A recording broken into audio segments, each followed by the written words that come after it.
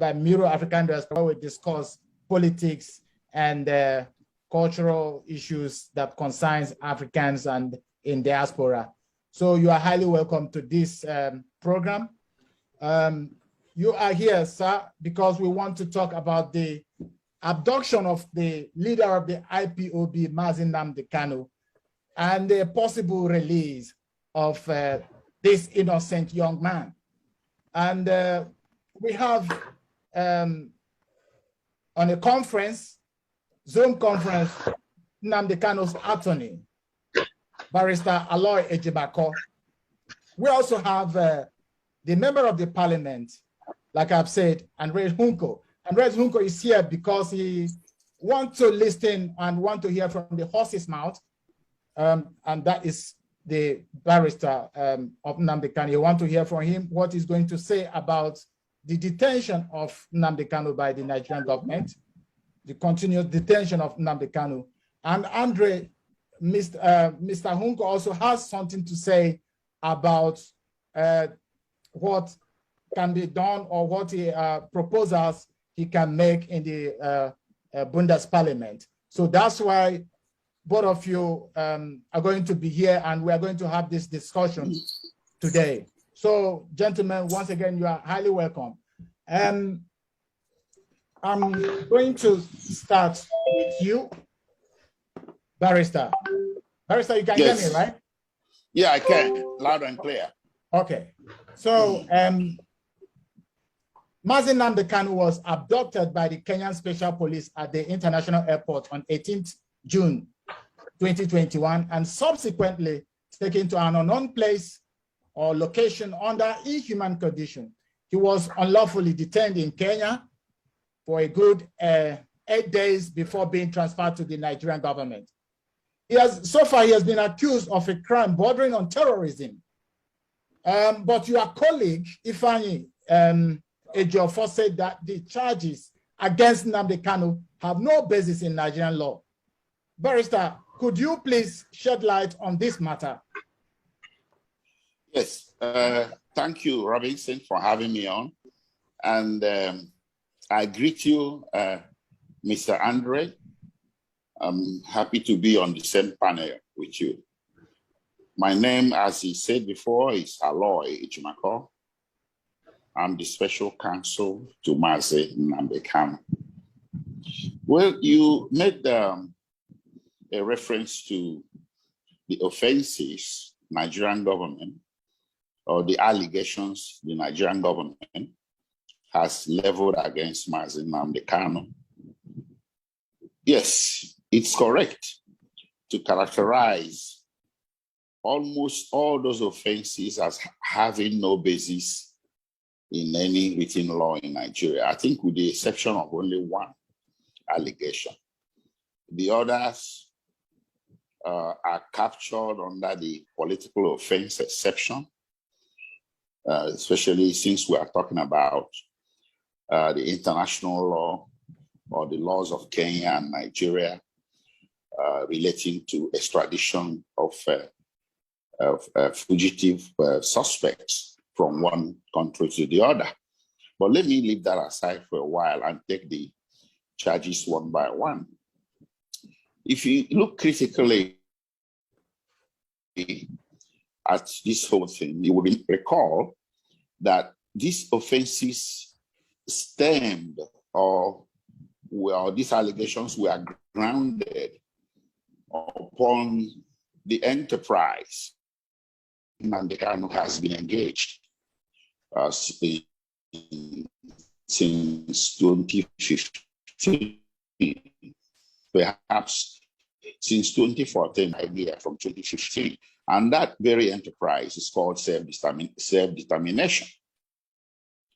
Self-determination, under international law, self-determination is not a crime.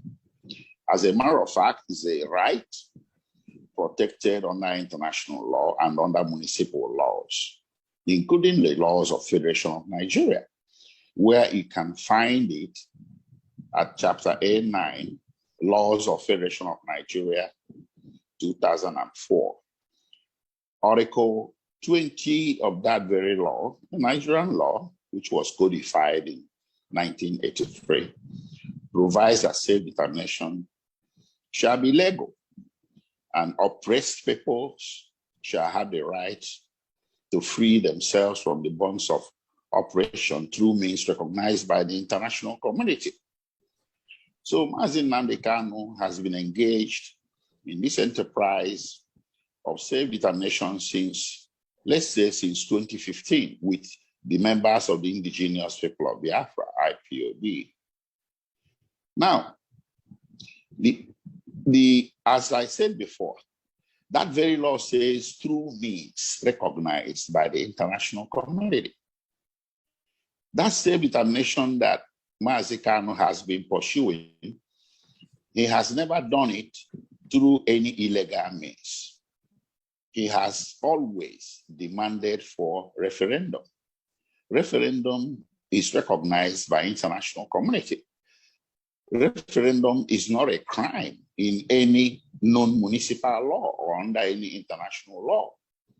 So when the law of Nigeria says self-determination shall be legal if it is pursued through means recognized by the international community, and someone is pursuing self-determination demanding for referendum, and then you begin to charge that someone with several offenses. So all these allegations or the offenses that Mazi Kanu is facing in court right now sprang out. They are all products of this self-determination, the quest for self-determination through referendum. And Section 36, subsection 12 of Nigerian Constitution says that you cannot charge or try any Nigerian of any offense not found in any written law in Nigeria. The principal offense, the main offense Kanu is being charged with is secession. It is written there boldly. It's one of the counts. As a matter of fact, I see it as a major count. So they are charging him for making radio broadcasts from his location in UK, expressing his intention to secede from Nigeria. If you go to the Nigerian Criminal Code Act, which regulates offenses in the southern part of Nigeria, and the Penal Code, which codified offenses for the northern part of Nigeria, you will not find anything that says that secession is a criminal offense. So that's why, we have maintained this position that the offenses are unknown to law. Others have reason and so on and so forth. And of course, there's one particular one that says that charging for defaming the character of the president. And how can you defame the character of somebody who is not a compellable witness? Under the Nigerian Constitution, the president is immune from being summoned to court to testify. He's not a compellable witness. So how can you charge Mr. Kanu of defaming him when the president will not be available to testify in court as to his character? So these are the things, the challenges that we have noted in these charges, and that led us to believe that charges are not grounded in law. Apart from that, there appears not to be any scintilla of evidence that can point to anything that can prove these offenses in court. Thank you. Okay, thank you very much for this information. Before we go further, I would like to touch on the issue of the member of the parliament, Andre Hunko. He is, as I've said, a member of the German Bundestag for the parliamentary group of the Left Party. And he's a member of the, he has been a member of this Bundestag for, I think, since 2009, and is a very important person when it concerns the issue of the European Council. I think it's called the European Peace. He has been the Europe. Andre, you have been in the European Peace since 2010, if I'm correct. Well, maybe I can explain what I. All right, go ahead. So I wanted to make a brief statement before you can then continue, yes. But you can go ahead and explain. So thank you very much, Robinson, for this invitation. It's an honor for me to be here present. I'm now just re-elected member of German Parliament.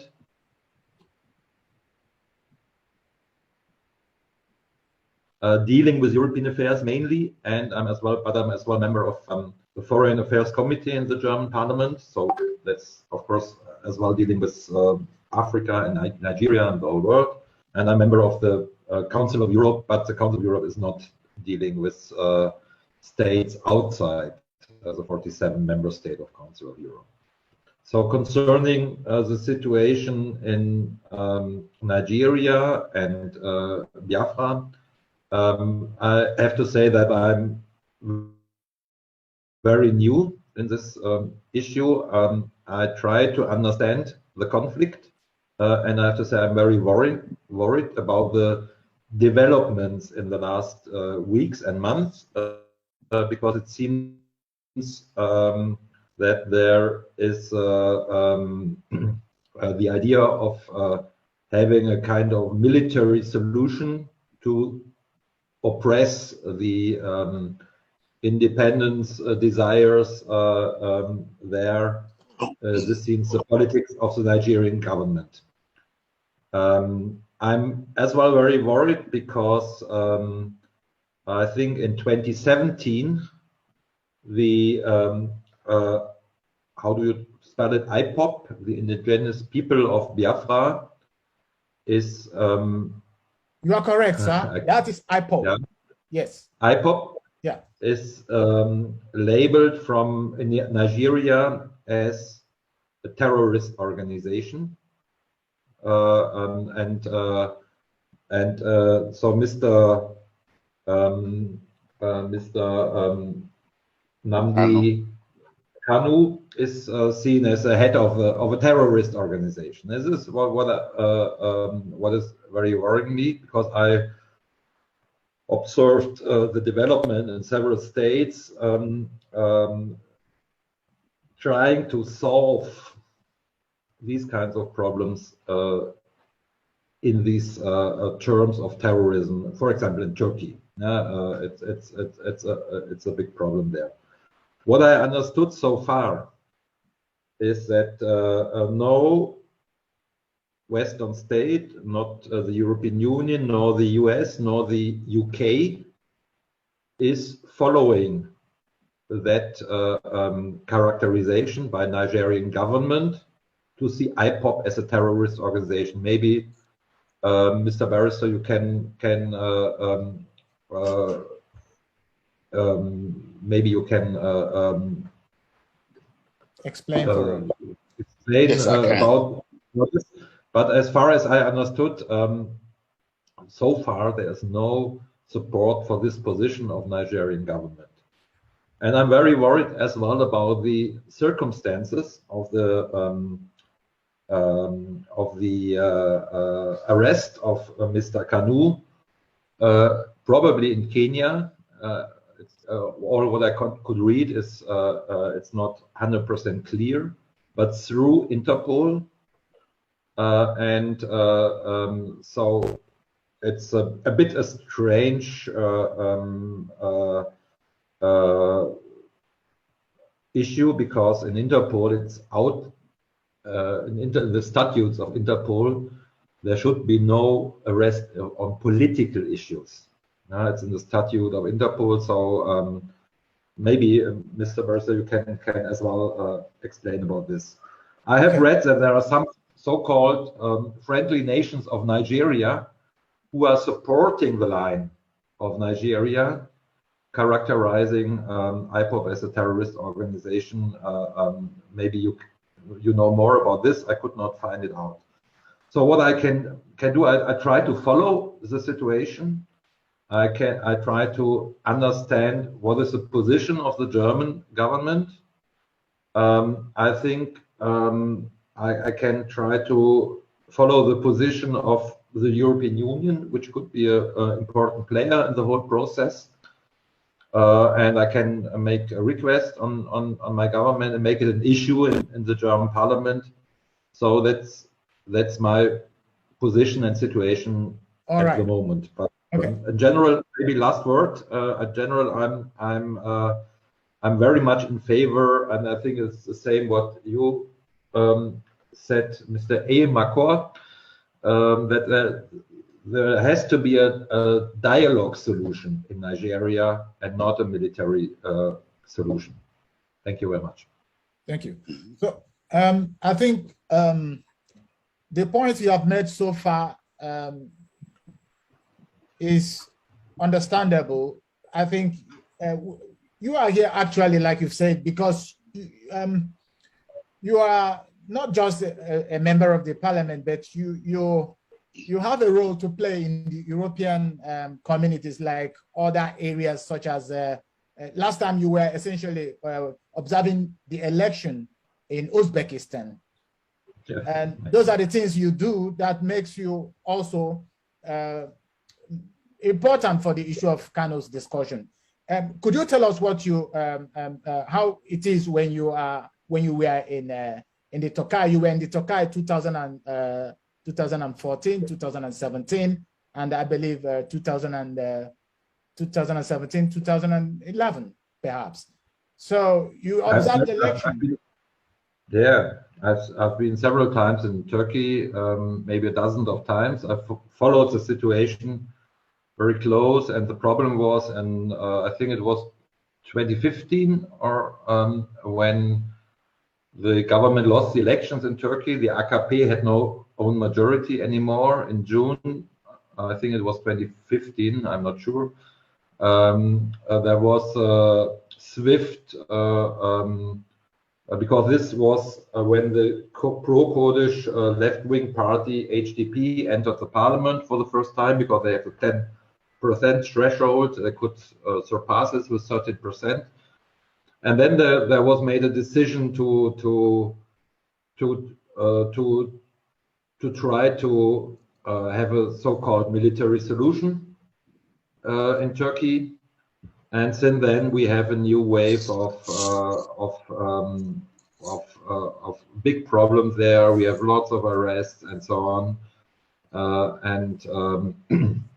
And I have to say, the European Union is very heavily criticizing the way Turkey is using the term terrorism, because Turkey uses it for every opposition. And so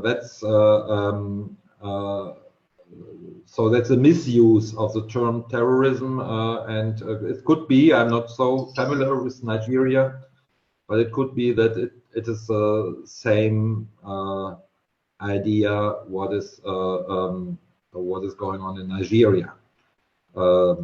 Misuse of the term of terrorism for maybe civic opposition movement, for independence desires, and that is I would strongly criticize. Okay, thank you. So you just mentioned the point, the exact point why I wanted you to arrive to this discussion, because at the same time I want the barrister to tell us from a juristic point of view, if fighting for self-determination is a crime in any place in the United Nations or any other segment of the law in humankind. Barrister, sir, is it a crime? Because I believe that one crime which Nnamdi Kanu seems to have committed is that he's seeking for self-determination of the Biafran. Is it a crime for anybody to ask for self-determination? No, it's not. I think I had made that point earlier on. Perhaps it didn't quite come out clearly. But before I say anything further, let me most sincerely thank the German parliamentarian for his interest in the Biafran.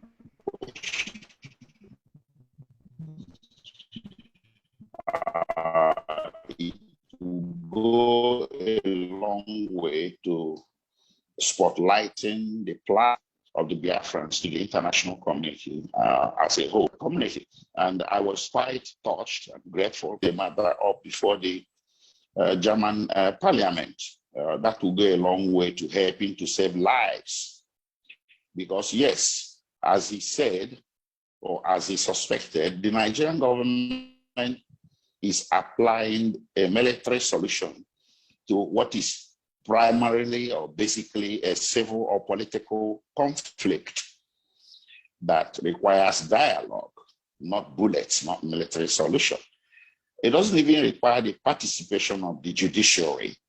Nobody needs to be prosecuted for engaging in acts of self-determination or for being in quest of self-determination. Because what I think is going on, the international community needs to understand that self-determination appears to be an inconvenient political opinion to the government of the day in Nigeria. So what the government is doing in means of punishment or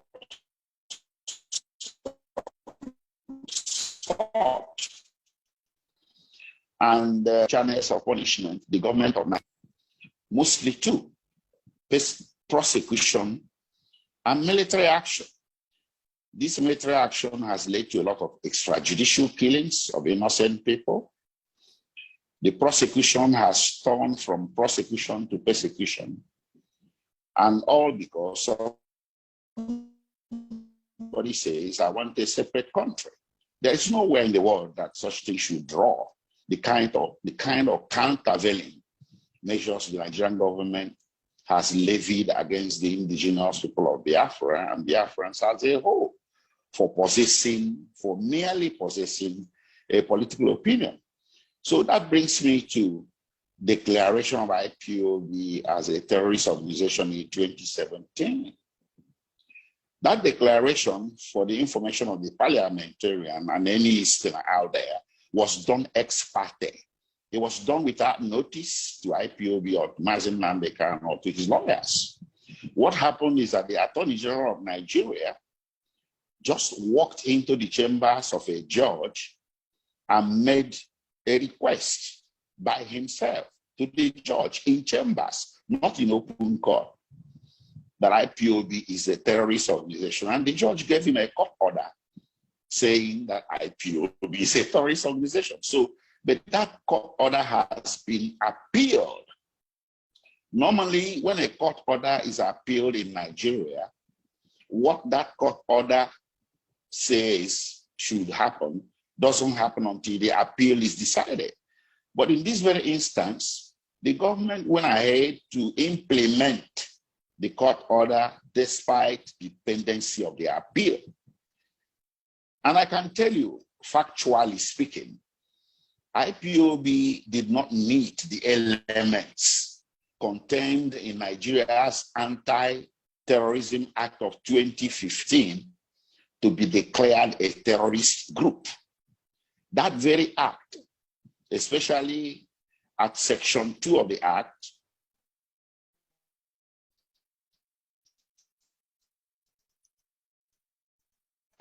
clearly characteristics the threats must possess before it is declared a terrorist organization. IPOB did not possess those characteristics in 2017. IPOB does not possess those characteristics in 2021. So the declaration, even though it was done on the strength, on the presentation of one party only, also lacked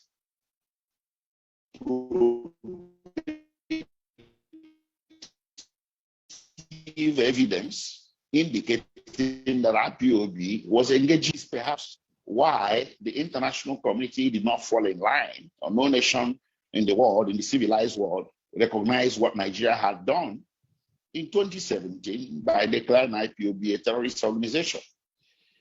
Okay. What we have seen, yes. Yeah. So what to conclude, let me conclude that. All right. So yes. So it's a convenient tool chosen by the government in order to, lay the military option against the IPOB. Thank you. All right. So actually, what we are saying is that in a certain word, okay, let me not say in a certain word, in a normal lawful procedure, the declaration of IPOB as a terrorist organization would have been an unlawful move on its own as well, because the rule wasn't done accordingly. I mean, the declaration of IPOB as a terrorist group. Now, could you please, Nnamdi Kanu left Nigeria. I mean, one of the accusations is that that has kept coming up in the media is that Nnamdi Kanu jumped bail. And this is the narrative most mainstream media has purported, I mean, in the whole discussion. Could you please shed light on this issue of jump bail? Yes, I can. He never jumped bail.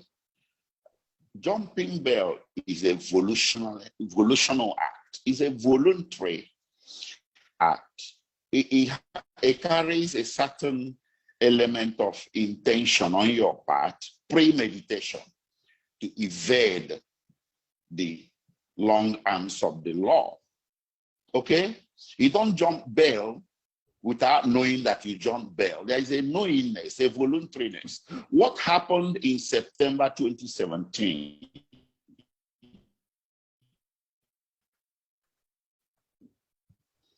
is what should be open to question. Man ran for his life. This was a man that was free of bond, relaxing at his house. Then all of a sudden, on or about 10 September 2017, a detachment of Nigerian security forces led by the army went to his residence and commenced military assault thereon. 28 people were killed, dozens were wounded, several were abducted and taken away to unknown locations. Mazi Nnamdi Kanu was lucky to escape with injuries. That's what happened. And from that very date, the entire locale of the Federal Republic of Nigeria became too dangerous for him to stay. It wasn't just the locale of his premises. The army declared him wanted, dead or alive, declared him a terrorist. And the rules of engagement of Nigerian army when it comes to making contact with a terrorist is to kill, to shoot to kill, not shoot to maim, not shoot to wound, not to arrest, but to shoot to kill. So Nnamdi Kanu's life was in danger throughout the territory of the Federal Republic of Nigeria. What led to that was an involuntary act on his part. He never premeditated. He was waiting for his next court date, the very next month in October. So the very party, the federal government of Nigeria had already had him in court, gained jurisdiction over him, and knew that he was free on bond, went to his house to kill him without court order, without nothing. He wasn't convicted and condemned to death. They didn't go to arrest him. Somebody said, oh, maybe they went there to arrest him. How can you go to arrest somebody and kill 28 people just to arrest one person? Okay, so actually, going by the lethal nature of the attack, the magnitude, the only conclusion that could have been drawn by any reasonable bystander or victim, such as Nnamdi Kanu, was that this was directed at getting him killed. So he made a lucky escape. He didn't jump bail. So even if he jumped bail, if anybody jumps bail and manages to leave the territorial boundaries of that very nation and makes it to another nation, his rights, human rights, don't depart him. if the government of Nigeria encountered Nnamdi Kanu in Kenya, even if Nnamdi Kanu jumped bail, he didn't, but let us assume that he did and made his way to Kenya. If Nigerian government encountered him in Kenya, they were supposed to give him the benefit of extradition, not extraordinary rendition. Yeah, now so you are talking. Jump bail or not jump bail did not mean that Nnamdi Kanu was bereft of his human rights as a person. Thank you. Okay. So remember, you still have to lead us to this very important discussion that we have just raised. Extraordinary rendition is, it's become like a song that everybody knows from your mouth. It's not a song. The issue of Nnamdi Kanu is a terrible thing. We can see that he went through serious human rights, serious abuse of his human rights in Kenya. And we know the word extraordinary rendition from your mouth. Can you shed light to that? How does it affect the life of your client? And what does it mean to justify, in context of Nigerian government as a country that should abide to human rights? Yes, you see, to break it down and for some of the listeners out there to understand the concept of extraordinary rendition, let us take a private citizen, for instance. If I come and take you by force without due process of law, without authority of law, I have kidnapped you. Or as some people would say, I have abducted you. So this is exactly what Nigerian government did. They went to Kenya and kidnapped Mazen Nnamdi Kanu. So when government goes across national boundaries and forcibly takes a suspect without due process of law, that government or that country has committed extraordinary rendition. It's a direct opposite of extradition. Extradition is a lawful process through which a fugitive suspect found in one nation can be transferred to another nation that has interest in putting him for trial. Every country recognizes extradition as the only process through which you can accomplish the transfer of a convict or a suspect from one nation to the other. Even Germany has the same law. Kenya has it, Nigeria has it. So it's not difficult to understand. It's not rocket science that Nigeria, a member of Committee of Nations, a member of United Nations, a member of African Union, bound by international treaties, obligations, conventions, protocols, should in 2021 cross into Kenya, take Mazen Nnamdi Kanu, put him in a private jet and rendition him to Nigeria without allowing him the benefit of undergoing the due process of extradition as codified under Kenyan law. That is what extraordinary rendition is, and is inherently a form of torture. So when a nation commits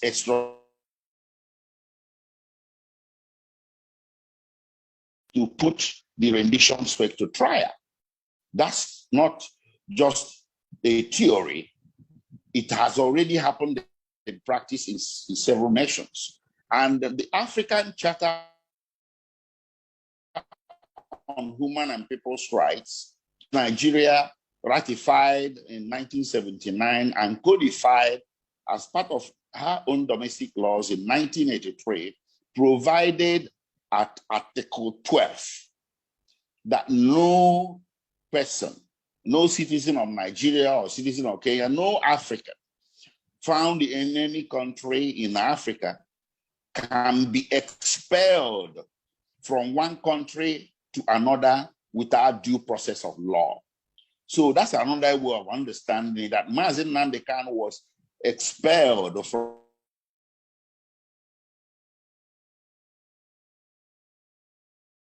Article 12 again of the African Charter, to which Nigeria is a state party, prohibits what happened to him.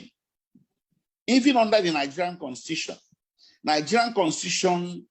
illegalized arbitrary arrest, because the government of Nigeria is saying, oh, we arrested Nnamdi Kanu. Okay, fine. Arrest can be illegal. It can be arbitrary. So when you arrest somebody without due process of law, it becomes arbitrary arrest, which is prohibited under Chapter 4 of the Constitution of the Federal Republic of Nigeria, 1999. There are other international legal regime, like treaties, protocols, and conventions, like the United Nations Convention Against Torture, and other protocols promulgated thereunder. And of course, companion African human rights legislations at the continental level, to which Nigeria is also a state party, that prohibited extraordinary rendition by name. It mentioned extraordinary rendition and said, extraordinary rendition is hereby prohibited. And he went on to say, nobody, no suspect, no convict shall be transferred from one nation to the other without the due process of law called extradition. Let me ask Mr. Honko, because I think we have a similar case in Europe. I'm saying with regard to that of the Catalonian case, Puigdemont. Sir, could you say something concerning, or let me ask, do you see similarity in that of Nnamdi Kanu and Puigdemont? And what happened to Nnamdi Kanu? Would it have happened to anybody in Europe?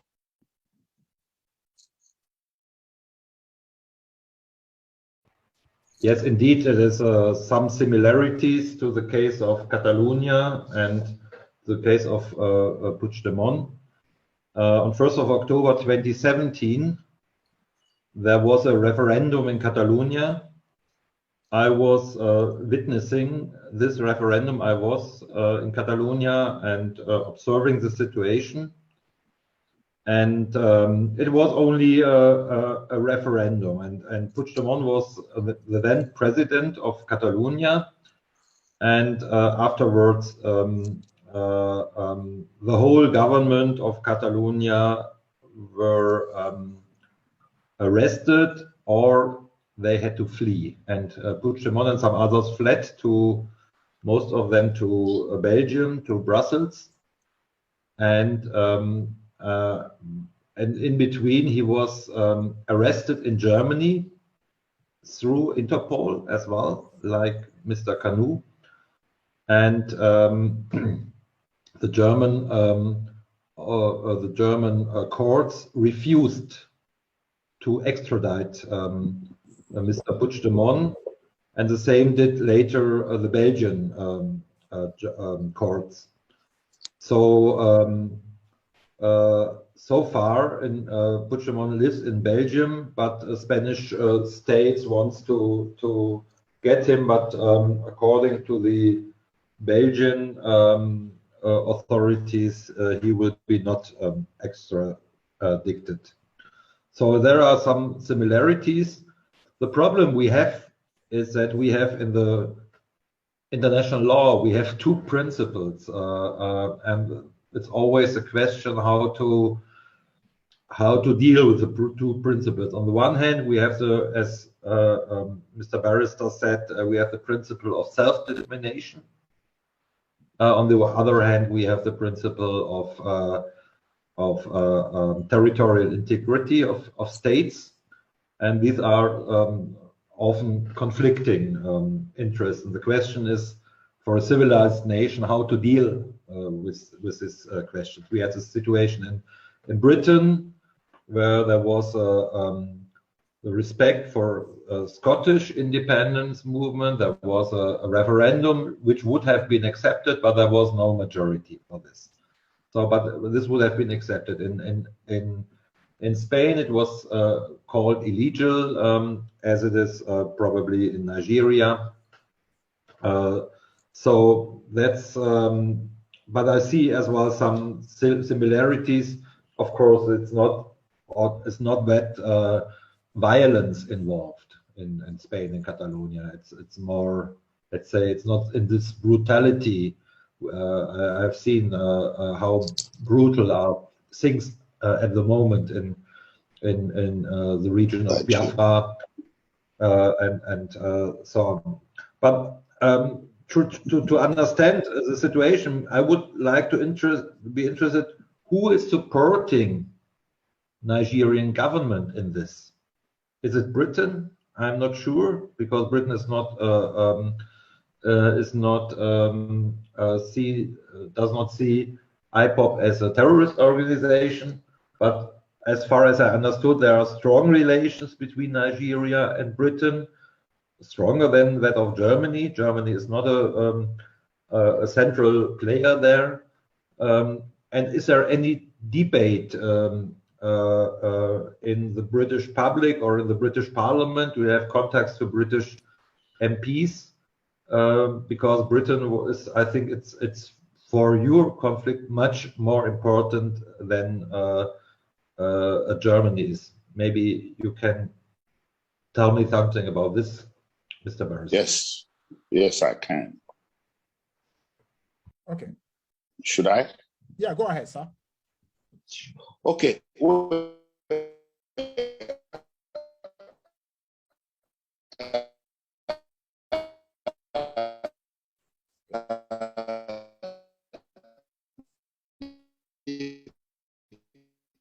Parliamentarian uncle, he raised a very important question. Yes, diplomatic politics, it teach influence, and not German fear of influence, but German pressure can still be brought to bear in a bi-directional, and I'll tell you why German outrage is justified. In 1984, Nigeria, under the current president, when he was a dictator in 1984, he was a soldier, and he came into power through a bloody military coup. So he was in charge. He was the head of state, a military coup. Now, Nigeria in 1984, under the current president, attempted extraordinary rendition of a certain Nigerian politician named Umaru Biko. I think he's late now. I think the parliamentarian may recall he seems to be a highly read, highly traveled, knowledgeable man. They put the Nigerian agents went to UK, London precisely, captured this man, put him in a crate, and marked the crate diplomatic baggage, took the crate to the airport and attempted loading the crate into a Nigerian Airways plane that had flown in to London for that purpose. They drugged the man, and inside that crate, I think there's an Israeli physician who collaborated with them, who was injecting the man with substances to keep him comatose. So they attempted to load this crate containing this human cargo into the aircraft when a vigilant British intelligence officer at the airport spotted something funny about the crate and stopped them and then questioned them. They were not very credible. So they opened the crate, and lo and behold, there were two men inside. One, the Israeli physician, and the man that was going to be rendition. So Britain, frustrated that rendition. And what happened? Britain broke diplomatic relations with Nigeria for 2 years. Britain arrested 17 persons in connection with this attempted rendition. They convicted 4 and sentenced them to various terms of imprisonment from 6 to 8 years. They deported many of them, including the Nigerian High Commissioner equivalence of an ambassador, the High Commissioner, Nigerian High Commissioner, was expelled. Most of the Nigerian diplomatic personnel were expelled. The Nigerian aircraft was arrested, and the pilot was nearly arrested, but he made a lucky escape. And the world community was applauding Britain. The conscience of the world community was shocked at what Nigeria tried to do. Umaru Diko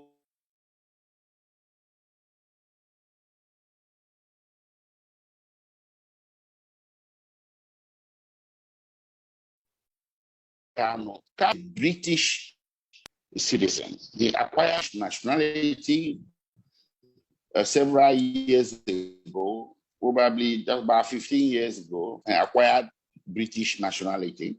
And he had publicly on his radio broadcast renounced his Nigerian nationality. So Britain has more interest in Nnamdi Kanu than they had in the man that was nearly renditioned in 1984. But we have not seen adequate countervailing measures or outrage from the British government or the High Commission here. I know that they have tried, but my thing is that they haven't tried enough. I am the one that is in contact with the High Commissioner here, but I know they are trying to reach out to Kanu, but that's not enough. Britain needs to come down heavy, very heavy, upon Nigeria and Kenya to make inquiries, faith inquiries. Where is our citizen that entered Kenya in May 2021 and suddenly found himself in Nigeria? What happened? And if Britain finds out, discovers, confirms that Kanu was not subjected to extradition process in Kenya, but extraordinary rendition, it lies with Britain to roll out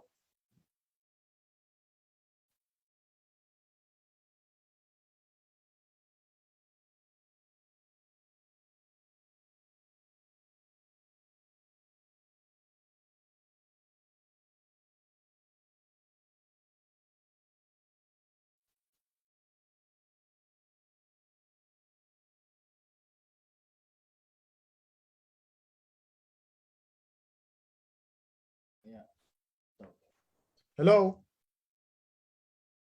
Can you hear me?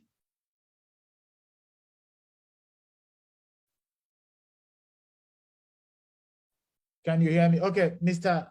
Hunka, I think the barrister have problem with his connection currently. So, yes, I think we still need more light on the issue of how Germany can come in or help in the case of Nnamdi Kanu. I think we still need some elaboration in that context. However, let me ask you something, because I remember or I heard about a certain Bridget Johnson from Togo that has a similar case with the government of Togo. She is a member of the opposition. The difference, however, between Nnamdi Kanu and Bridget Johnson is that Kanu is already in the prison and Bridget Johnson not. So I want to ask you, sir, I mean, you moved a motion of parliamentary, protect parliamentary, something like that. Can it be extended to Nnamdi Kanu? Well, I think the main difference between Bridget Johnson and Nnamdi Kanu is that Bridget Johnson, as far as I understand, she's a member of parliament in Togo. And this program, we have a program in the German parliament. It is called Parliamentarians Protect Parliamentarians. And so I can make a motion and ask for accepting a person in another country to be part of this program. And I raised this motion in the case of Bridget Johnson in Togo. and it was accepted. So officially, she is part of this program, which is mainly a symbolic issue. Yes, I know it's symbolic. But it's not. I think it's important. In some special cases, it doesn't has to be formally a parliamentarian, a comparable figure. This could be maybe Nnamdi Kanu, but I'm not sure about it. And it could be a possibility to do it, but we have to approve it if it's possible, and Okay. because it's I think it's a more probably for the chair of the human. It's decided by the chair of the Human Rights Committee in the German Parliament. Now we are in the process of building a new Human Rights Committee, and we will have a new chair. I don't know who it will be, but I think it's we have to prove it. We have to vote to check it if it's possible. All right. So and Robinson, maybe one question as well for the barrister. Yes. What's now the process? What's going on? The trial against Mr. Kanu. What is the next? How you see the next months, or is there a central date where we have to be, which we have to be aware of? How it's going on? What do you expect in the next months? Yes, the hearing, the last date the hearing was done, or the case came up in court was 21st October. On that date, it was adjourned to 10th November. So we expect to be in court on 10th November, but on 10th November, we don't expect any trial to occur. I had made it clear from the beginning that there's going to be trial within trial. I don't think it's appropriate for the court to jump to trial without conducting an inquiry, a judicial inquiry in the court inside the hearing as to how Kanu got before the court. So this was a man that was granted bail by the same court in 2017, and he got missing. He was supposed to be a ward of the court. He was supposed to be under the protection of the court. And then suddenly he's before the court. So it's proper process, proper thing to do is for the court to inquire, make an inquiry as to how Kanu got before the court. If Kanu is before the court without due process of law, then that's a challenge to jurisdiction of the court. It's a barrier to prosecuting Kanu. That is the motion that we are going to move on the 10th November, and then we see how that goes.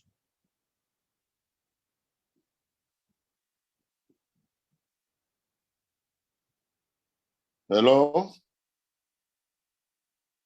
I'm here, all right? Okay, so yeah. Another question I would like to ask you, sir, is Mr. Honko, I'm referring to you. You have the so-called small question, if you will, or kleine Anfrage, something like that, on the Bundesparlament, on the issue of Biafra and Nnamdi Kanu by extension. I know you did something like that, or you had the intention of doing something like that, or have you done it, sir? No, we are checking what could be a meaningful questioning of it's a question to the government. The problem is we can only ask what our government did. I cannot ask what is Kenya doing or what is Britain doing. I can only ask what our government did, and I'm still in the process of trying to understand what is the position of our government in this case. For example, I could question, will the German embassy in Lagos, will they observe the trial of Mr. Kanu? Will they go there? This is or these kinds of issues. But so far, we did not proceed with a formal question to the government, but it could be that we will do it. Okay, thank you very much. So, I mean, you have had the answers from the right source. That is Barrister EJIMAKO, the attorney of Nnamdi Kanu. You've had the stories, and then I think it's left for you to know if you can get to him if you need more questions. It's possible, and I would say to Mr. EJIMAKO, Barrister EJIMAKO, there is the recent news, however, is that the case which was supposed to hold on 2nd of this month was adjourned. Why? Well, yeah, that's a case I brought an originating action before the High Court of Abia State, seeking for the enforcement of Kanu's fundamental rights. It's somewhat different from the one in the federal capital, Abuja, because fundamental rights cases are considered sui generis. They are considered special status cases. Kanu's fundamental rights were violated, that's my position, in 2017 when the armed forces went to his house to kill him. And his rights continue to be violated all the way to Kenya. There's an unbroken chain of causation that did not stop with the attempted extrajudicial killing in Abia State, Nigeria. It continued all the way to Kenya, where they captured him in hot pursuit and renditioned him to Nigeria. So this created new and separate grounds of action, separate from the criminal allegations that they are pursuing in Abuja against him, that compelled me to approach the High Court, where this thing started. The Python dance or the attack occurred within the territorial jurisdiction of that High Court, seeking enforcement of his fundamental rights. The government has responded, and, with no defense. They responded with applications for extension of time to file their defense, and these applications are pending. I opposed the applications. Normally, I wouldn't have opposed such applications, but this is a very sensitive case, and fundamental rights actions are supposed to be concluded quickly, and my client is in detention. He's been in detention for 4 months. And he's being detained by the very people that renditioned him. If I can make an analogy, Kanu's detention by the state security services in Abuja, Nigeria, is akin to giving custody of a rape victim to the rapist. The people detaining him are the people that renditioned and tortured him in Kenya for 8 days. So I do not trust in the propriety of that. So I want to get to this case in Abia State as quickly as I can, because I'm not asking for bail. I'm asking for what is entitled under the law, which is to release him unconditionally and allow him safe passage to his country of usual domicile, which is the United Kingdom. So the case was supposed to be heard on 2nd November, probably on the motions of the government to file their defense out of time. It wasn't possible because the court did not sit. So for that reason, it was adjourned or postponed to 19th November. Thank you. Thank you very much. I think we are almost to the end of this discussion, but before we go, I want to ask you a question personal, sir. You've been so much involved in the issue of trying to, free your client Nnamdi Kanu from the Nigerian custody. And despite this effort you have been making, there has been also situation and that came up whereby you are highly criticized, or some people say, I mean, things that doesn't actually happen. I think, I do know you're a professional, but no matter how professional we are, I still think that sometimes we are also at the mercy of our emotion.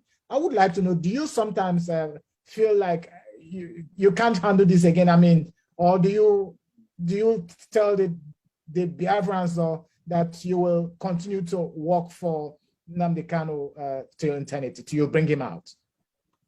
Well, first of all, I was trained in America and under the best traditions of ethical commitment to my clients.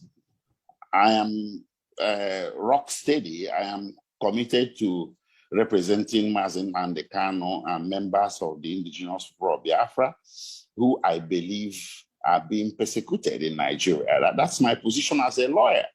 So anybody, you know, that is putting something out there on social media or in the form of criticism, I don't consider those people to be part of my clients.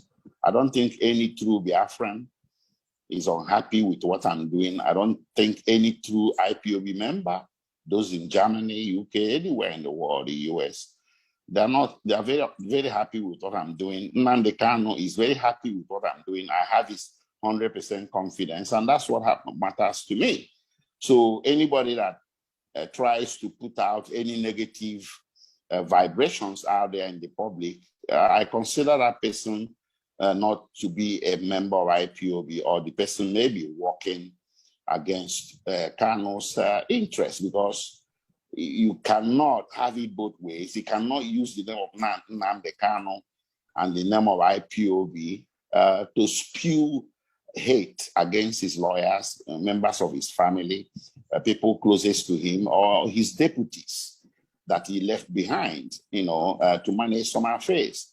So those people that might be engaged in such conduct, I consider them to be the enemy. For want of a better word, I use the word the enemy, because when you are doing something that interferes with the efforts to to seek the unconditional release of Mazi Nnamdi Kanu, or to alleviate the conditions of this predicament, then you are the enemy. You are not a member of IPOB, you are not a Biafran. You must be the enemy. So that's just the way I see it. And such things give me more strength. It means I'm doing something right. It means some people are not happy with the fact that I'm doing something right. So that makes me stronger and more committed. Thank you. Thank you very much, sir. And I thank you, sir, Mr. Hunko. We thank you very much for participating in this conference. And once again to Barrister, thank you very much. Like you've said, like James Hadley Chess, one title I remember said, a golden fish has no place to hide. So yes, you are a golden fish. It's inevitable that people will criticize you, that people will come against you. And like you've just mentioned, you don't even know who exactly is behind this action. It could be the enemy. So anyone who is doing that is essentially an enemy. Can't just be a good one. Thank you very much, and thank you to our viewers that have been able to listen to this discussion.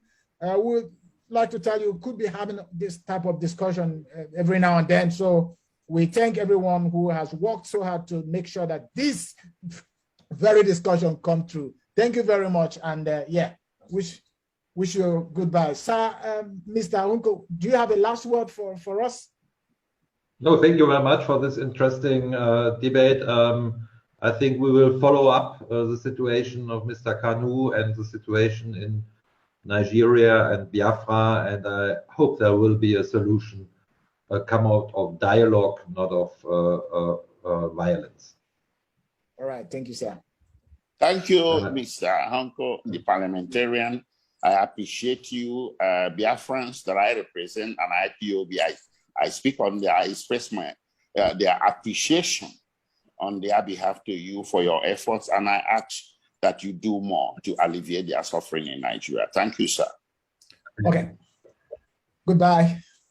Goodbye, everyone. Thank you. Thank you, viewers.